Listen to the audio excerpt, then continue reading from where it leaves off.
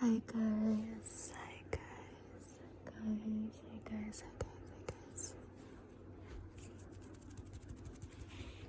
Magandang umaga, tanghali, baby, sa inyong lahat. So, sinabi ko sa nakaraan kong video, natatry ko mag-upload every week ng 10 minutes or less than 10 minutes video para lang may ma-post. Actually, matutulog na dapat ako. Plano ko makinig sa ASMR. Pero nung na-realize ko na 9 days na akong hindi nag-post, naisipan ko mag-upload ulit. Una, try ko muna close up soft-spoken kasi feeling ko masyadong malakas yung tunog ng aircon. So yun yung gagawin natin. Gagawin ko close up whispering, close up soft-spoken. So, kamusta? Sana okay lang kayo. Kakatapos lang ng election. At hindi na, siguro sa mga nakaraan, hindi na ganun kainit.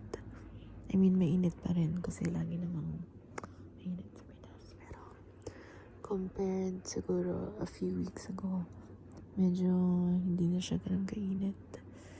So, yun. Alam ko malapit na rin mag-tag-ulan. Kaya, yan. Sobrang humid. Tuwing umuulan, feeling ko sobrang sticky ng katawan ko or something. Kaya, ayan. Lagi rin kayo magdala ng payong just in case. And take care always.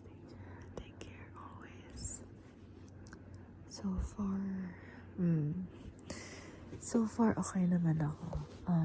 Hindi ganun ka-busy sa work. Pero, nahihirapan pa rin akong magkaroon ng time for myself. Kasi, from Monday to Saturday, ayun, occupied ako. Nagandami kong ginagawa. Lagi akong lumalabas ng bahay. And, nakakamiss na nasa bahay lang. Tapos walang ginagawa. Tapos pag Sunday, minsan nag-guilty ako kasi hindi na ako sumasabay sa pamilya ko pag pupuntang simbahan.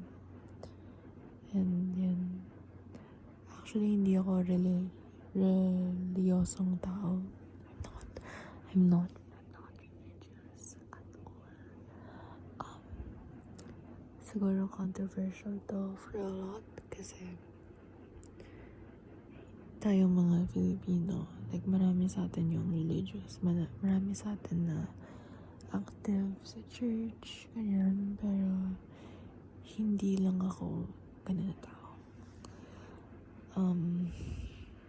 Yeah, actually, I don't wanna talk about it sa ASMR channel ko, pero ayan, hindi ako reliyosong tao, pero pupunta ako sa simbahan kasi yung family ko, yun yung favorite bonding nila tuwing linggo. Kaya ayun. Pero next Sunday, try kong pumunta kasi hindi ako pumunta ngayon. Sobrang random na mga sinasabi ko, pero para may masabi lang. And I think marami sa inyo yung na-enjoy yung videos na nagsasalita lang ako or yung mga random rambling. So I hope nakakatulong to. Also, may mga suggest ng camera tapping. Hindi ko lang sure kung aggressive yung camera tapping kasi alam ko, trinay ko before yung camera tapping sa phone ko. And parang hindi ko gusto yung tunog, pero try natin. Okay, so soft tapping.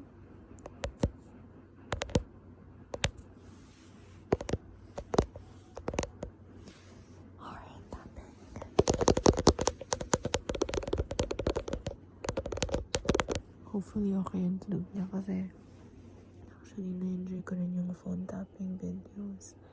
Lalo na yung mga public ASMR videos. Tapos nagka-tap lang sila sa phone nila. Na-enjoy ko yun. Pero hindi ko sure kung same yung tunog pag gamit ko yung phone ko. So, ayan. Let's have this one.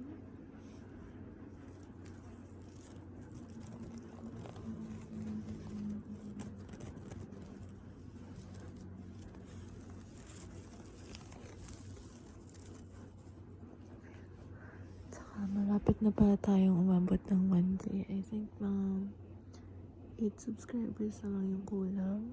Or 9 subscribers. So, siguro sa next video ko, yun na yung magiging 1K special. Yung pre-promise ko na.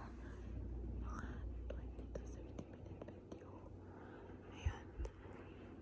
Hopefully may space pa ako sa phone ko kasi sa phone lang ako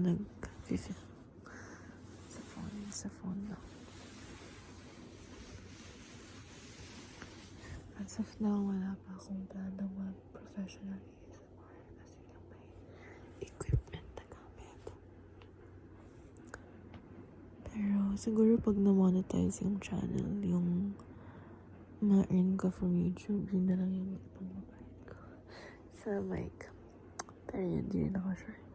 Kasi alam ko marami rin sa inyo yung mahilig sa lo-fi ASMR. Pero actually, may mic yung kapatid ko and baka mag-film ako ng video gamit yung mic na yun. Para siyang, ano yung tawag doon? Yung Yeti. Yan, parang Yeti siya na mic. And gusto ko i-try kung okay ba yung ASMR pag may gamit akong mic. Meron din akong Apple earphones mic. Pero hindi ko gusto yung tunog. Pero kung gusto niyo ng video na tinatry yung earphone mic, let me know.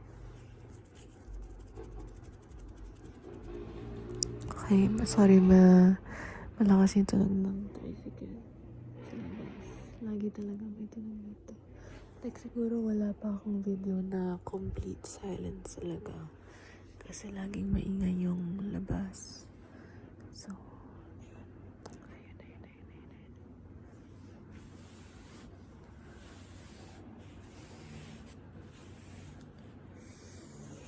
Tulog ka na. Go to sleep.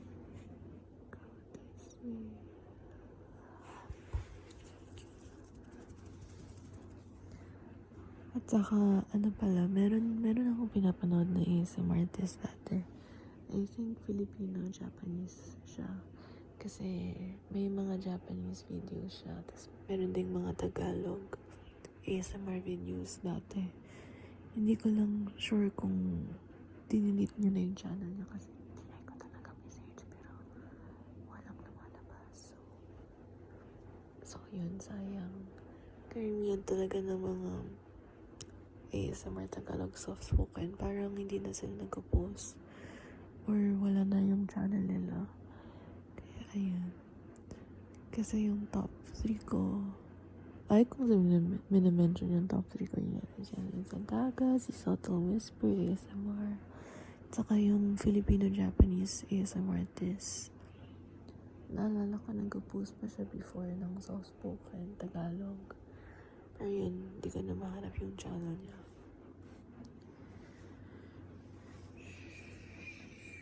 Go to sleep.